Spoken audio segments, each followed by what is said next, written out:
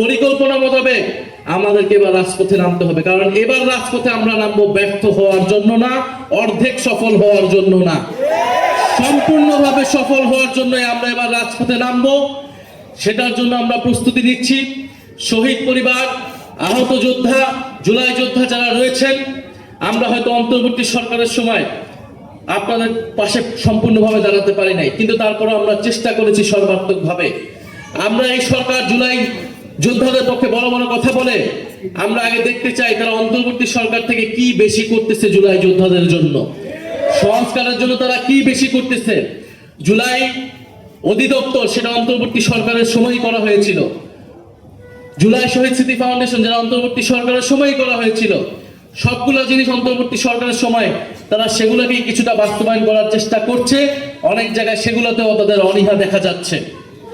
ফলে আপনাদের প্রতি আহ্বান থাকবে, অনুরোধ থাকবে, আমরা আবারও প্রস্তুতি নিচ্ছি, আমরা আবারও ঐক্যবদ্ধ আছি।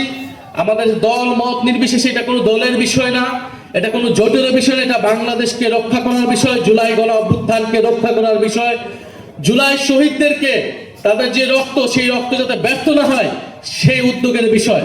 এটার জন্য আমরা সবাই ঐক্যবদ্ধভাবে থাকবো।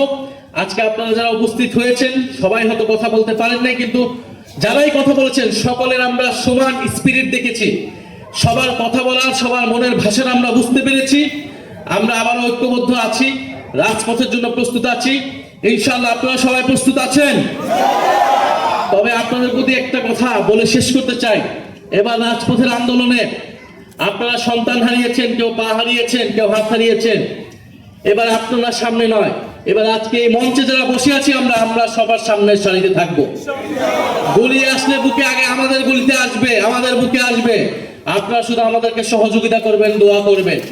ইনশাআল্লাহ নতুন বাংলাদেশ প্রতিষ্ঠা হবেই, সংস্কার প্রতিষ্ঠা হবেই।